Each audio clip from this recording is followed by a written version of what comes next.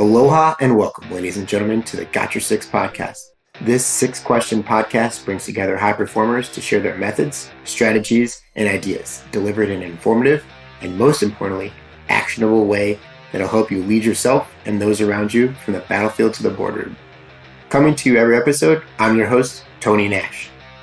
And into the breach. Nothing mentioned on this podcast is an endorsement or opinion of the Department of Defense. I got your six, we got your back.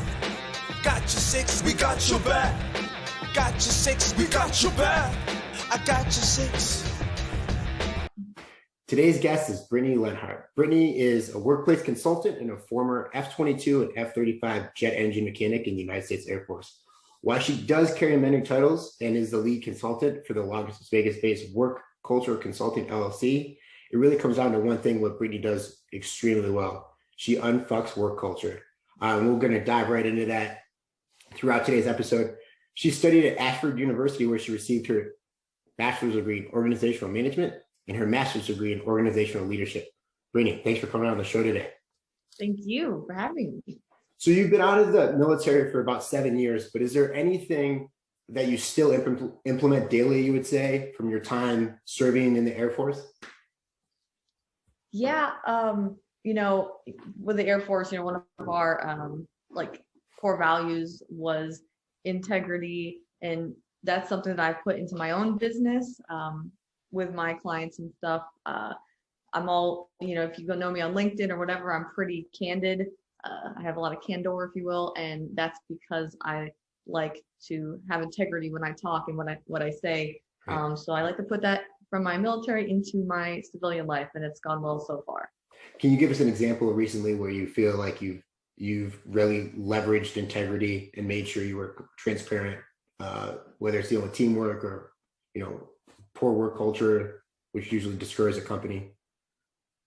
Yeah, for integrity, I think with my clients is the best example. There's times where, most consultants or whatever would not want to be as, sorry, that's my background in the background. So my apologies. No worries. A lot of consultants tell people what they want to hear, whereas I tell people what they need to hear. And that, I think, goes hand in hand with the integrity. I'm not going to bullshit you. I'm going to tell you exactly what you need to hear. If I do an employee survey and I get a bunch of feedback and, you're doing really bad in this one area, I'm going to let you know what that is. I'm not going to sugarcoat it. I'm going to be professional and tell you, but I'm still going to tell you. Sure. No, absolutely. Now, is that something you've picked up obviously it was a core value in the Air Force and probably something that you were brought up with.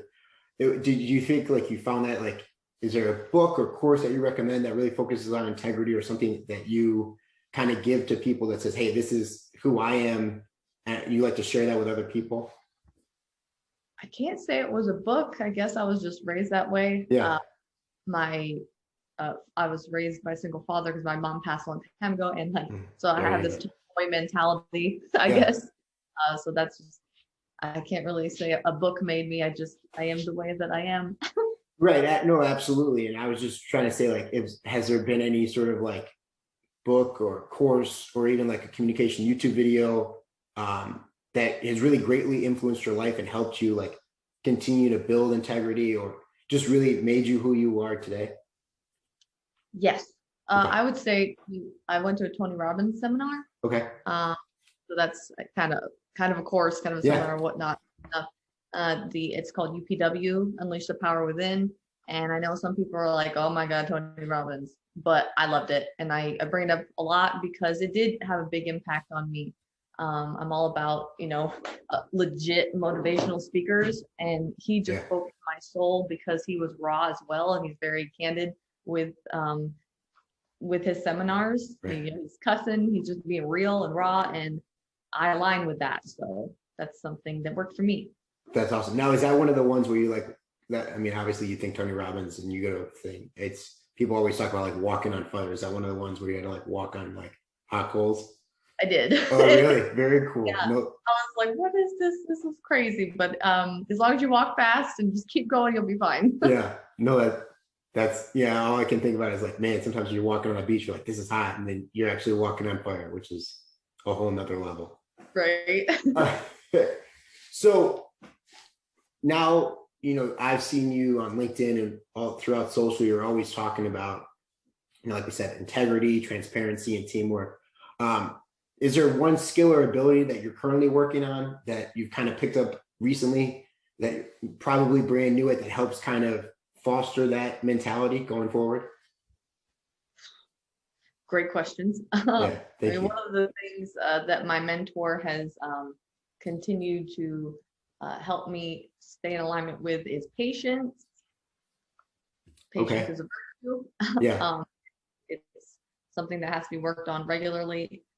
It's not my best attribute. So Not your forte. Yeah, not it, but that's one of them. Okay. Because just in business, like, consulting in general is, it's up and down, and then with clients, you gotta be patient as well with them. So that's one thing recent I can speak to.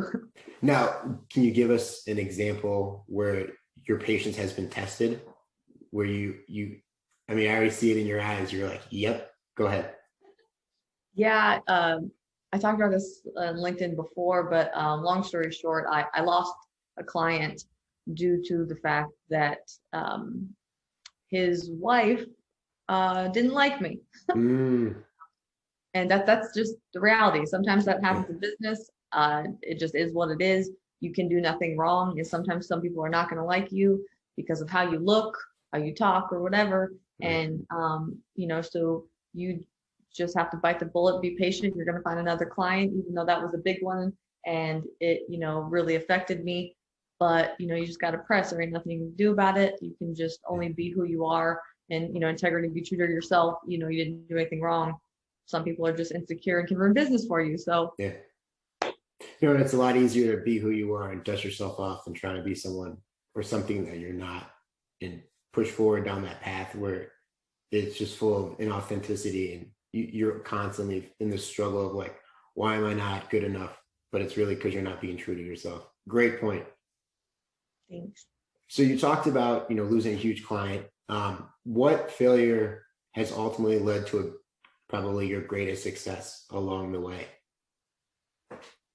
So to me, I guess that one was a big fail, and I kind of stewed in it for a while. Yeah. Because I was like, I don't know what else I could have done. I was professional. I was never trying to be with this man. Yeah, like anything nothing but professional. Absolutely. Right. Like, I don't want you. I want your business. Yeah. But so I anyways had a lot of self-awareness. Like, is there anything I could have done better? This and that. And some people might see it as a fail because I did lose a big client and a big contract, and that took money out of my pocket. Right. And time too. The lesson learned there was no one's your client until they sign the proposal. Mm-hmm. That's a huge thing that I tell everybody. Yeah. And so the fail there gave me the ability to find the silver lining. Like, how can I pivot next? What can I do? There's some things it's like serenity. There's only so much you can do to prevent certain things, and you can't prevent things like that. So again, just silver lining, find the positive in everything, and pivoting with that knowledge. Yeah. And that goes to what you've already talked about, right? Building that, continuing to hone that self-awareness, because it's not something you can just have and then it's there forever. It's something you constantly work on, just like patience. So then in the last 5 years, right, is there any like new belief or behavior or habit that has most improved your life? Positivity. Okay. Yeah.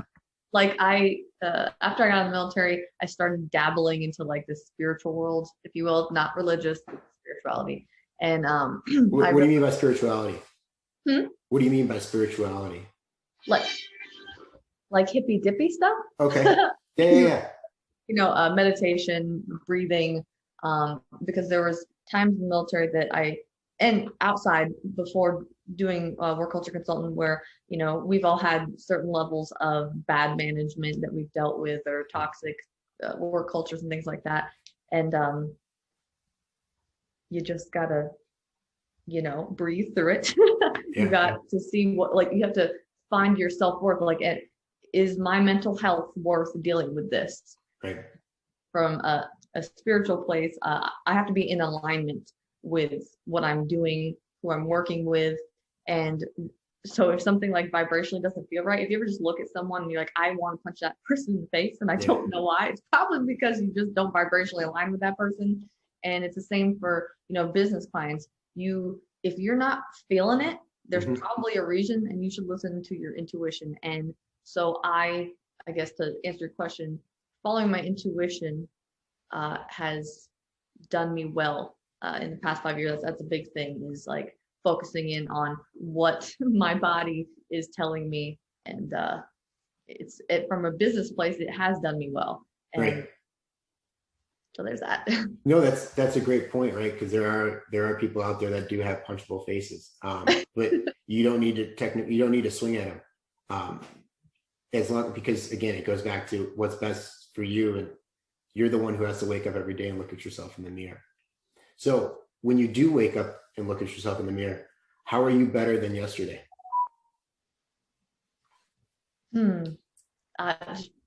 I'm less of a negative person. I can admit that I've been in bad places in my life before, and I think that I projected that crap onto other people. Yeah. And it's a self-awareness thing. I feel bad for that, but all I can do is be better now. And I feel like these days I'm much better at being a positive person, and making things into shit sandwiches. Yeah. That something might be bad, but something can come from it. Right. Taking chicken shit and making chicken soup is right. That's a skill that requires, again, it goes back to the theme of this, right? Constant reinforcement and ability to hone your craft over time. No, absolutely. Brittany, where can people, if they want to reach out, learn more about work culture consultant, anything, where are they going to find you? So my biggest place that I have content is on LinkedIn. You can just find me, Brittinay Lenhart. But there's also YouTube. All my content is on there, like video wise, but also, Spotify or whatever streaming platform for Work Culture Consultant Podcast is where I interview CEOs who do have good work cultures and let them talk to it. It's from the horse's mouth. Yeah. It's almost like I'm giving away free advice through that. So that's phenomenal. Brittany, thank you so much. Appreciate your insight, your passion, and your ability to continue to share your story with other people. And most importantly, thanks for having our six. Thank you.